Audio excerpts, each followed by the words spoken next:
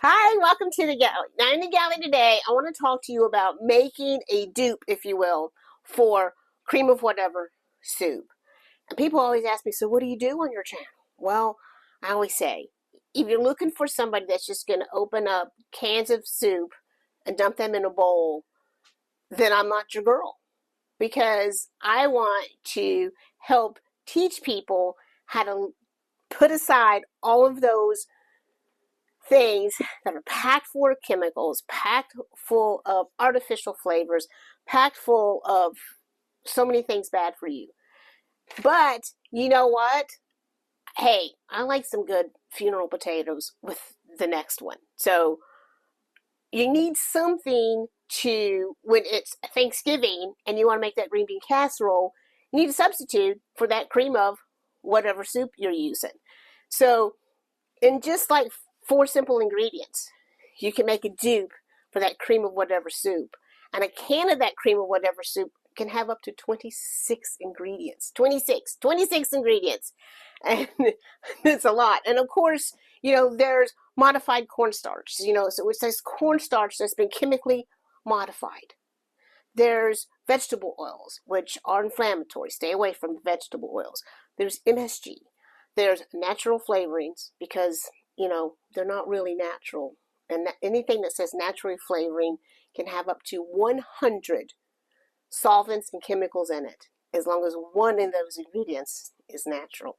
So many crazy things. I mean, here, let's have a look at all the things that's in one can of cream of chicken soup. So let's get started because I don't want you going anywhere before I show you just how easy this is to do.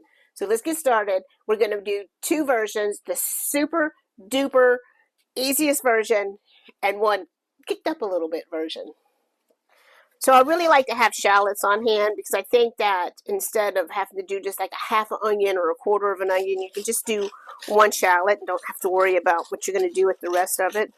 And for this, I really like to grate it and just get it super fine and just let it cook up and cook away. So I'm going to do 1 shallot grated, and then I'm going to grate 1 stalk of celery. So I'm going to start these at the same time. We're going to do the little bit of kicked up, and the one just, you're in a hurry and you need this and just get this going.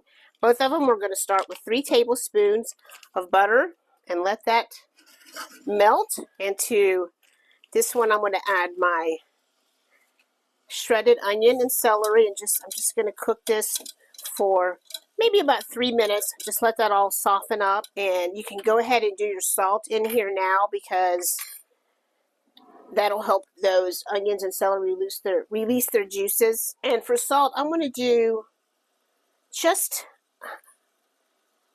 about a half of a teaspoon of kosher salt.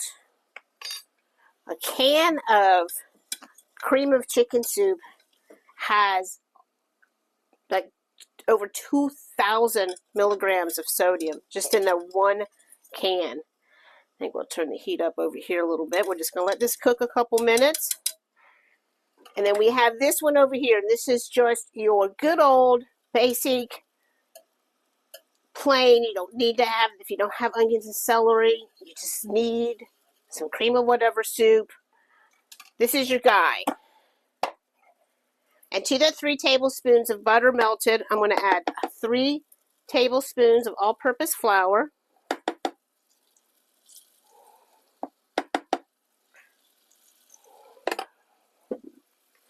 And when you're making a roux like this, it's important to let that roux cook for at least 1 minute to help cook out that raw flour flavor. So we're going to let that cook for a minute. And then we're going to check over here. And now we can go ahead and add our 3 tablespoons of flour. So really this is 10 minutes worth of work. And you've got your cream of whatever soup. Now you can make this up to a week in advance if Thanksgiving's coming or you want to plan ahead and keep this in the fridge. Now to this we're going to add 1/2 cup milk and 1/2 cup chicken stock. Now, it's important when you're adding your cold liquid to your hot roux that you do this slowly. Because if you just dump all of this in, it's just going to lump up on you. So very slowly, add your milk.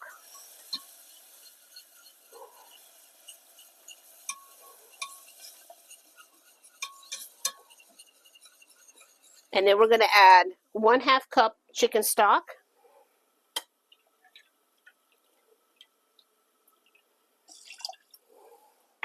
Now we're going to do the same thing here. We're going to slowly start with that 1/2 cup of cold milk, and we're going to whisk that in slowly.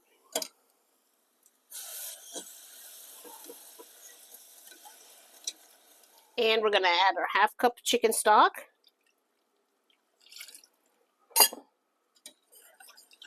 Now, if I wanted to do cream of mushroom soup, before I put my liquids in, I could added chopped mushrooms to this. If you want cream of chicken, if you have some leftover chicken, chop it up and add it in. So I've already got my salt in here, so now I'm going to do my 1/2 teaspoon of kosher salt here.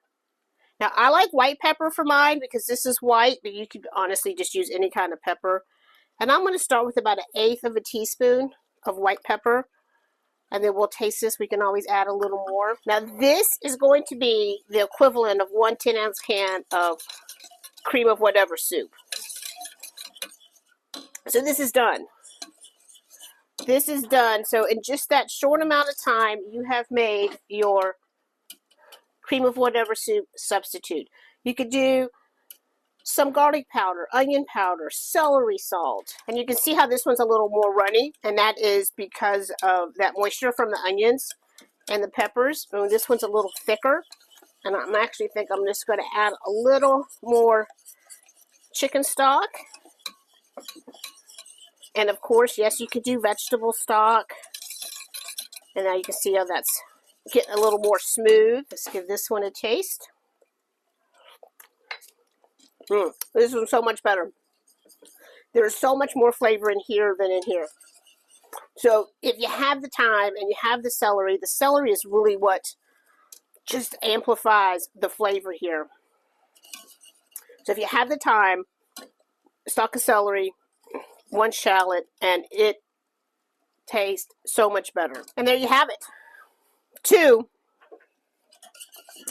cream of whatever soups. It's just that simple to make. And we've got butter, flour, milk, chicken stock, 4 ingredients here, 6 ingredients here. So if you've been struggling to really turn away from all those processed foods and make things yourself and make things homemade, but you have those recipes that are family recipes that they all love, a chicken noodle casserole or funeral potatoes or the green bean casserole, well, this is all you need. Simple, homemade, staple ingredients. And, no MSG, no modified cornstarch, no isolates this, no disappolates that. Just milk and chicken stock and butter and flour.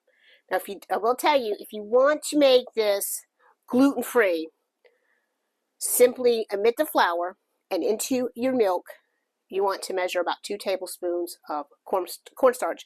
And make sure you get a non-GMO cornstarch when you do that. All right? Thank y'all for being here. I love y'all. Thank you so much for helping to support me and, by sharing and commenting and giving me thumbs up. It means the world to me. Thank y'all so much. I hope you have a beautiful day. I'll see you later. Bye.